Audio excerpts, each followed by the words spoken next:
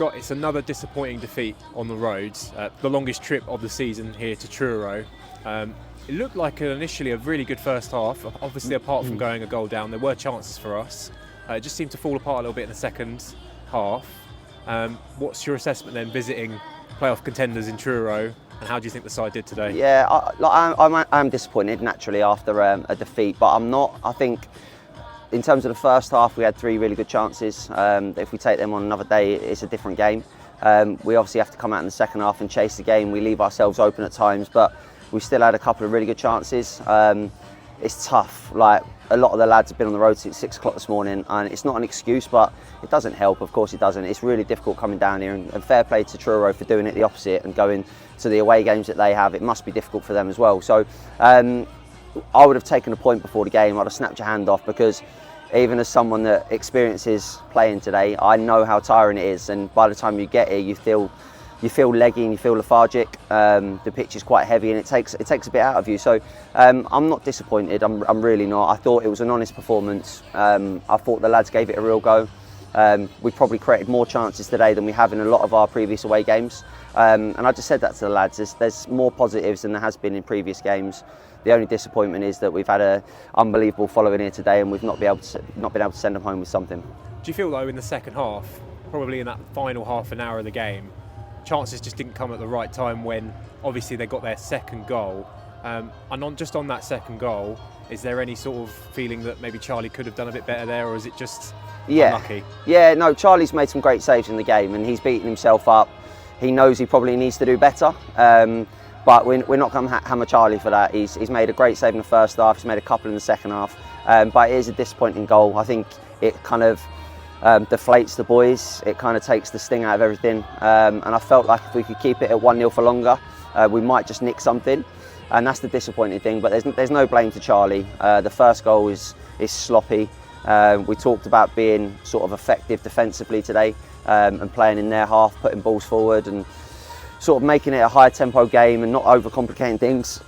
And then we go and concede a really disappointing goal from a long throw. Don't win the first ball, don't win the second ball, and then obviously the third one, and he has a shot and it comes off my midriff. And yeah, it's just a really poor goal. So it is a disappointing defeat, but in the grand scheme of things, it's one of those ones that it definitely is a tough task coming here, and I think a lot of teams have found that. I think their home record's very, very good. Obviously, of course, we had Lewis, Michio and Henry Otiche missing today, but just more firmly talking about Henry, considering he's been in the side virtually every game all season long, do you think that was a big miss today? Yeah, 100%. Henry for me has been one of our players of the season. You know when he's not there, you miss him. And then Lewis as well. So Lewis pulled out on Thursday night, and it's disappointing because we had to change the shape and personnel and play Ed on as a left back. Guy's obviously not quite fit. So every time that we look to be getting some momentum and being able to get a consistent side, we then have to change it again, which is disappointing, but it's part of football. We have to get on with it and try and manage it. But I think Henry and Lewis were a big loss. I think they played extremely well recently. So yeah, it's just one of those things. Everyone has to deal with injuries. But yeah, I think they were a big loss. And now then we've got through this game, and it's been part of that run of fixtures that we've both spoken about over the last few weeks of being a tough run of fixtures. Do you now see the next set of games ahead as a more sort of, I won't say winnable set, even though I've said it, but do you now feel like you're looking at games where you're more looking at picking up points now? Yeah, I think we've had a really tough set of fixtures, and Chippenham yet again is a tough game on Tuesday night. They're a really good side, really well coached. They don't get any easier, but in terms of where we've been recently, we've been to a lot of the top sides, full-time teams and whatnot. I believe Truro are full-time as well. So the next run of fixtures or batch of fixtures look a little bit more kind, but they certainly aren't givens. They're not gimme, sorry. So we'll have to be very, very good. Chippenham won't come to our place on Tuesday night and think that they're not going to go and get 3 points. They'll fancy themselves on an AstroTurf pitch. Really good technical team. So we'll have to be better than what we were today, but in terms of being at home, we always fancy ourselves. But we'll have to bring our A game on Tuesday night, I think.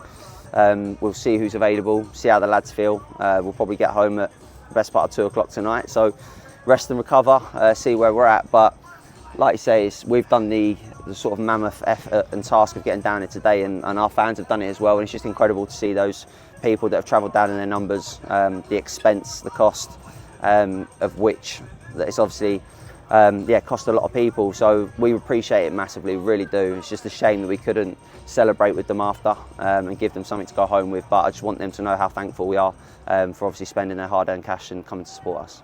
Brilliant. Commiserations on the result today, Scott, and get home safe. And we'll see you on Tuesday night for a big home game. One more thing, Con, before I go. Josh Chapman, 300 games. It'd be stupid of me not to mention it. I thought you were going to ask me. I know you're probably tired as well. So, incredible servant to the club. I think 300 games, like I say, it's an unbelievable achievement. He's been so loyal. He's been an unbelievable captain, unbelievable teammate, an unbelievable friend of mine over the past 7 years. And I think he just epitomises the club, what he is, who we are. Everyone absolutely loves him. We love him, the ladies love him. So, no, listen, he's been absolutely brilliant for us. And I think 300 games is rare these days in football. So all credit to Josh. You don't see that very often, but he's a proper club man, and hopefully we can give him a good reception on Tuesday night, which he fully deserves. Brilliant. Thanks, Scott. You did catch me out there. Like you said, we all need a bit of a rest, I think, and it's probably time to get ourselves home. Thanks again. We'll see you on Tuesday for Chippenham at home. And thank you again. Cheers, Con. Thank you.